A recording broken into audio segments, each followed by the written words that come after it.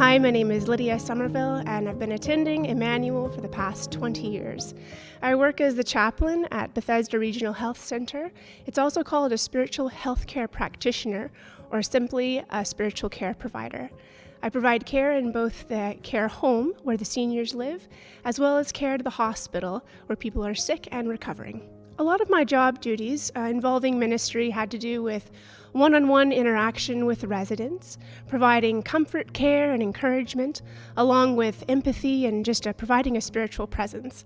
And in the hospital, it was more about one-on-one, but also providing care for families and also for the staff, because they're working hard, and simply just giving them an ear for them to talk to. The biggest impact that COVID has put on my job and changed about my duties is that I have to be flexible. There's a lot of spontaneity and just being able to be where I'm called and be what I'm needed to be, whoever needs me at that moment. So normally I would do chapel, I would be very structured, I'm providing a day-to-day, very routine-looking ministry for both the residents and the patients.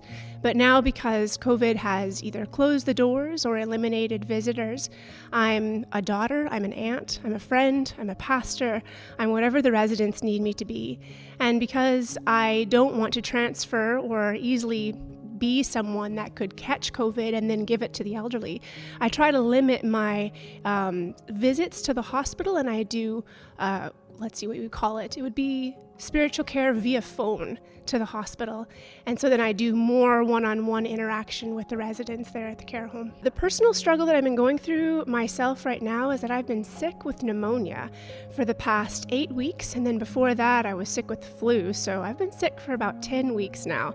And to be sick with a respiratory issue during a virus that has to do with respiratory sickness is quite scary at times. So I took a little bit of time off during the worst part, and I also got tested and I was negative, praise the Lord. But it's been tough to provide care during a time when your body can't do as much as you want it to do, and it's difficult to provide when you have high expectations and there's not as much help from the outside because we can't let anyone in. So it's really being weak and allowing God to be strong in that weakness. I think me personally, I've seen God work in my own life where we're going through such an intense time globally with respiratory issues, and in some cases, many people are actually suffocating to death. And that's very scary. And for myself, when I'm sleeping at night, that's when I will struggle most with my respiratory issues. And I think that I have felt God meet me in that moment and saying, I want you to grow in empathy, Lydia. I want you to feel what it's like to be weak and to let me give you each breath that you need. And sometimes it's felt very overwhelming because something that we do every day, which is so easy, breathing, I have to rely on Him now for inhaling and exhaling, and I feel really growing just my dependence on Him.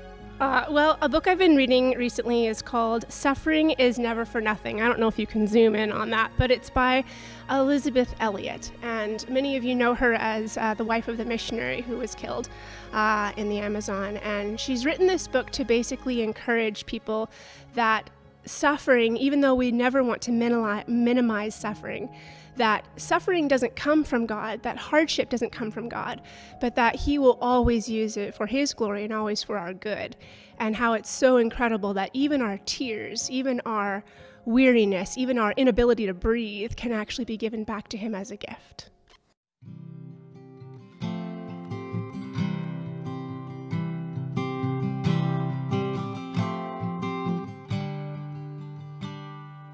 Breathe on me, breath of God, fill me with life anew, that I may love what Thou dost love and do what Thou wouldst do.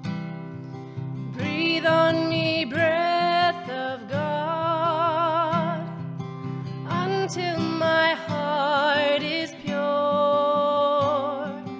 until my will is one with Thine to do and to endure. Breathe on me, breath of God, till I am wholly Thine.